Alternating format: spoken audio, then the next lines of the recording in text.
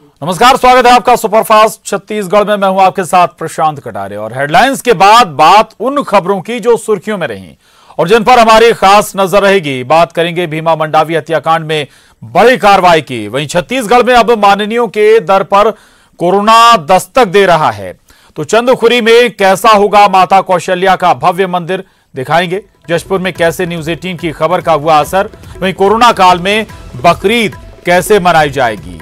तो छत्तीसगढ़ में बारिश का येलो अलर्ट भी है। और अब छत्तीसगढ़ की खबरों के बीच भोपाल से इस वक्त की बड़ी खबर है। एमपी बीजेपी अध्यक्ष वीडी शर्मा कोरोना पॉजिटिव निकले हैं। तीसरी रिपोर्ट में कोरोना पॉजिटिव आए हैं वीडी शर्मा। कल सुहास भगत की रिपोर्ट भी कोरोना पॉजिटिव आई थी। सीएम और अरविंद भदौरिया के साथ लखनऊ गए थे वीडी शर्मा।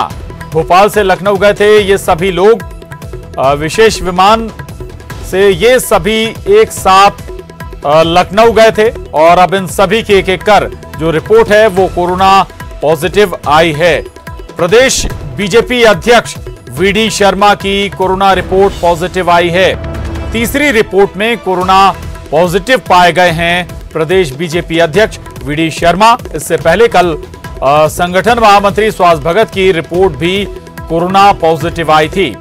आपको बता दें कि मुख्यमंत्री शिवराज सिंह चौहान, अरविंद भदौरिया के साथ वीडी शर्मा, सुहास भगत भी लखनऊ गए थे लालजी टंडन के अंतिम संस्कार में शामिल होने के लिए। और आपको यह भी बता दें कि शिवराज सिंह चौहान के से पहले अरविंद भदौरिया पहले ही कोरोना संक्रमित हो चुके हैं और अब ये चारों कोरोना संक्रमित हो गए। शिवराज सिंह चौहान जहां अस्पताल में भर्ती हैं, वहीं सुहास भगत घर में ही क्वारंटाइन है। और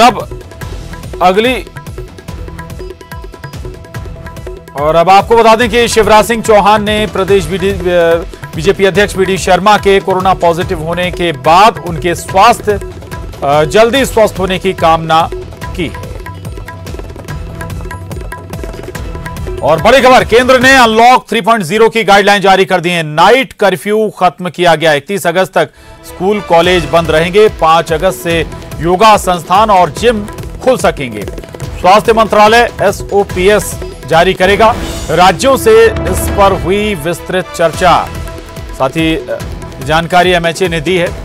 राज्यों से इस पर विस्तृत चर्चा हुई है। मेट्रो, सिनेमा हॉल, थिएटर जरूर इस दौरान बंद रहेंगे।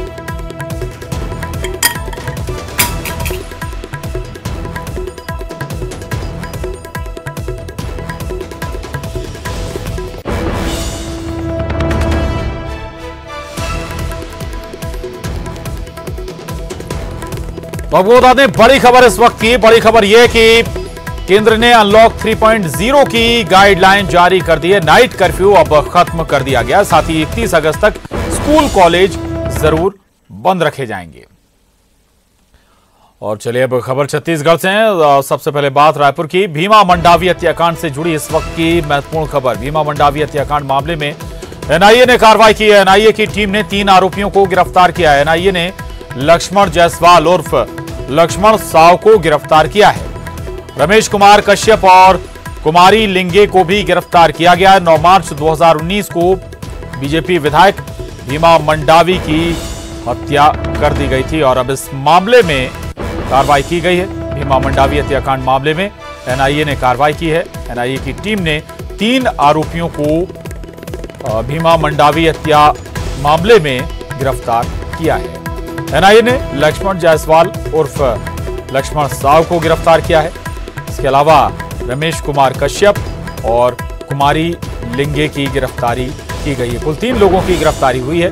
9 मार्च 2019 को बीजेपी विधायक भीमा मंडावी की हत्या कर दी गई थी। तो ये बड़ी खबर इस वक्त की भीमा मंडावी हत्याकांड से जुड़ी हुई। और चुनाव प्रचार के दौरान ही भीमा मंडावी को मौत के घाट उतार दिया गया था और इस मामले में NIA ने कार्रवाई करते हुए 3 लोगों को गिरफ्तार किया है। इन 3 लोगों में लक्ष्मण जायसवाल उर्फ लक्ष्मण साव, रमेश कुमार कश्यप और कुमारी लिंगे। अवधेश हमारे साथ जुड़ गए हैं और जानकारी के साथ। अवधेश, इन 3 लोगों का हत्याकांड से क्या अब कनेक्शन जुड़ा है जिसके बाद गिरफ्तारी हुई है 3 लोगों की?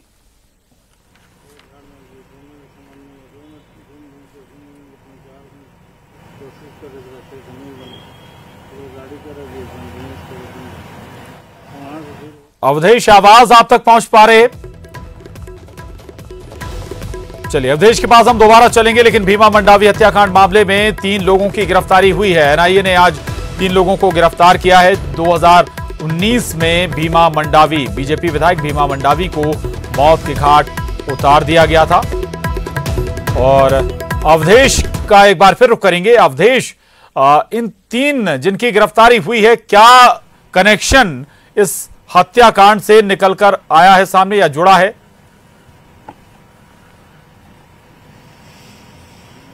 देखिए, सबसे अहम बात यह है कि इन 3 की जो गिरफ्तारी हुई है, इसके पीछे का लिंक जो है वो अप्रैल 2020 में जब एनआईए ने पहले गिरफ्तारी की थी इस पूरे मसले पे 2 लोगों की, भीमा ताती और मड़का राम ताती की जो गिरफ्तारी हुई थी, और 5 दिनों का जो रिमांड मिला था, उस पूछताछ के दौरान जो तमाम खुलासे हुए थे, कुछ पूछताछ में जो बातें निकल के आई थी, क्लू निकल के आया था, उसके आधार पर एनआईए ने फिर से कार्रवाई की और 3 लोगों को गिरफ्तार किया।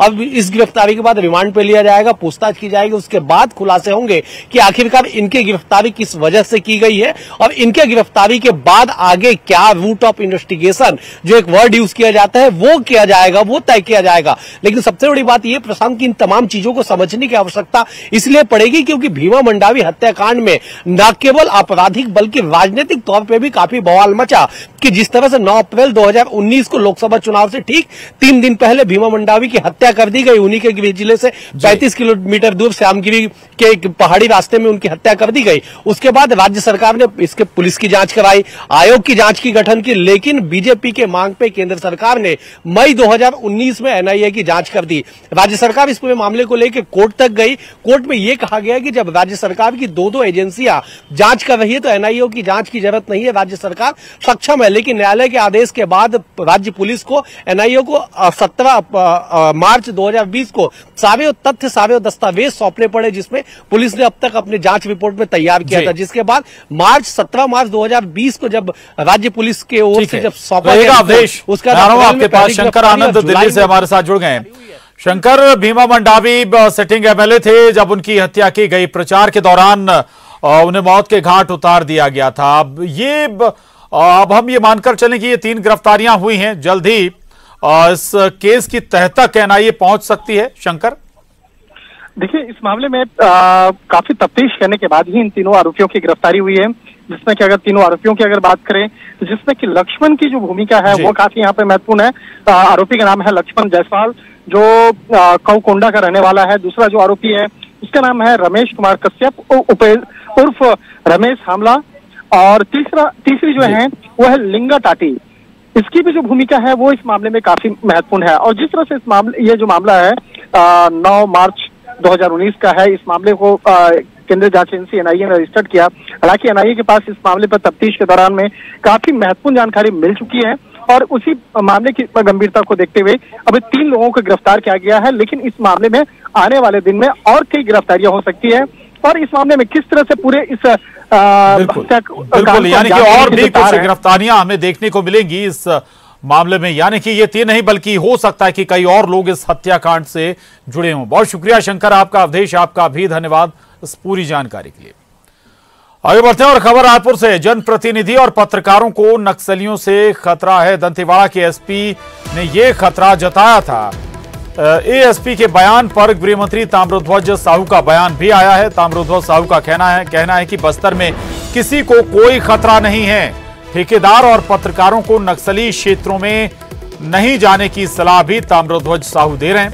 दरअसल नक्सल शहीदी सप्ताह के दौरान नक्सली क्षेत्रों में नहीं जाएं, ये मशविरा गृह मंत्री ताम्रध्वज साहू का है ठेकेदारों और पत्रकारों के लिए कि इस सप्ताह खासतौर से जो नक्सली सप्ताह इस वक्त मनाया जा रहा है नक्सलियों के जरिए, इस दौरान नक्सली क्षेत्रों में ना जाएं।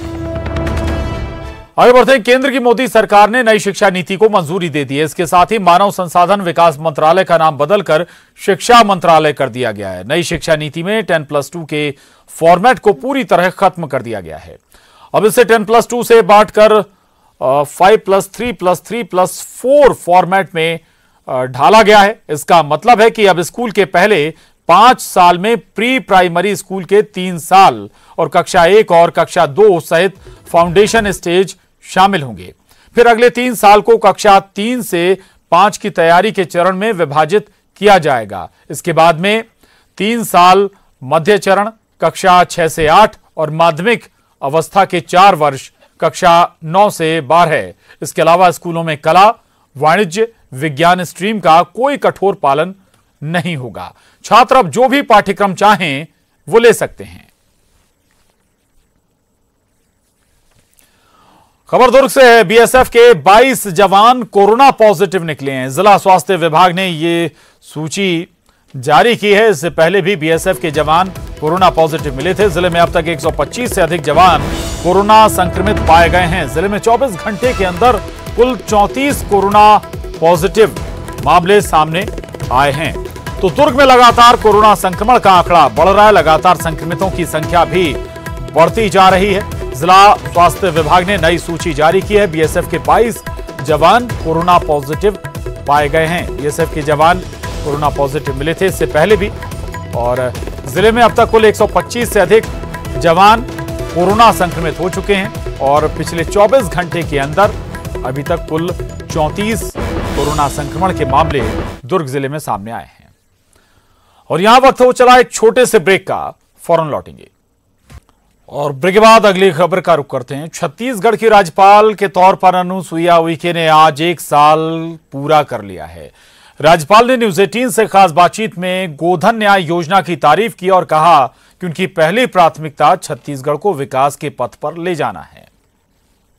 आपको सबसे बड़ी चुनौती क्या लगती है छत्तीसगढ़ की एज ए राज्य के, क्योंकि आप संवैधानिक मुखिया हैं, मैं उस नाते पूछ रहा हूं। देखिए, सबसे बड़ी पहली चुनौती तो यहाँ की नक्सलवाद की ही है। आज देखिए कितने वर्षों से हमारा जो पूरा ट्राइबल आदिवासी वर्ग है उससे जूझ रहा है और 32% यहाँ के ट्राइबल लोग हैं। आज भी उनके कारण, नक्सलियों के कारण आज जो मूलभूत उनको जो सुविधाएं और जो उनको मिलना चाहिए था वो नहीं मिल पा रही है। वहाँ शिक्षा की व्यवस्था उतनी अच्छी नहीं है, स्वास्थ्य की व्यवस्था उतनी अच्छी नहीं है। वहाँ के बेरोजगार नवयुवक हैं और कोई साधन नहीं है। केवल उनका जो वन उपज के ऊपर ही आधारित उनका जीवन रहता है।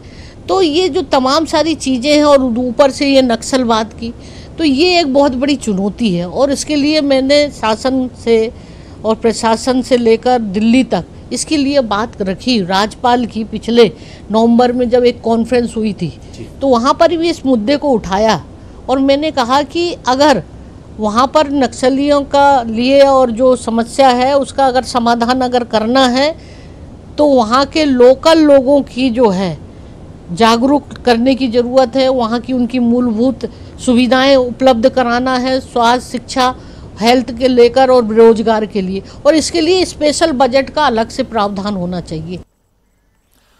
और राज्यपाल अनुसुईया उइके का एक्सक्लूसिव इंटरव्यू देखिए छत्तीसगढ़ के एडिटर प्रकाश चंद होता के साथ आज रात 8:26 पर सिर्फ न्यूज 18 मध्य प्रदेश छत्तीसगढ़ पर। आगे बढ़ते हैं। छत्तीसगढ़ में भगवान राम की माता कौशल्या का मंदिर बहुत जल्द बनने जा रहा है। इसकी घोषणा खुद मुख्यमंत्री भूपेश बघेल ने की है। मुख्यमंत्री ने सपरिवार कौशल्या माता मंदिर में पूजा अर्चना कर प्रदेश की सुख समृद्धि की कामना की। ये मेरे लिए प्रसन्नता की बात है कि इसके सौंदर्यीकरण और विस्तार के लिए हम लोगों ने भूमि पूजन किया था और अब उसके टेंडर वगैरह प्रक्रिया पूरी हो चुकी है और अगस्त तीसरे सप्ताह में इसका निर्माण भी शुरू होगा। ग्रामीण जनों में बहुत उत्साह है, बहुत श्रद्धापूर्वक इन लोगों ने निर्माण भी किया था। तो इसमें और अच्छा विस्तार हो, लाखों लोग दर्शन के लिए आएंगे तो उनकी सुविधा के हिसाब से इसको विकसित भी करना है। राम वनगमन पथ का निर्माण भी, उसकी भी तैयारी हमारी चल रही है। सारी प्रक्रियाएं लगातार चल रही है और हम लोग लगातार मॉनिटरिंग भी कर रहे हैं। तो वो भी राम वनगमन पथ भी बहुत जल्दी ही छत्तीसगढ़ के मानचित्र में भर के आएगा।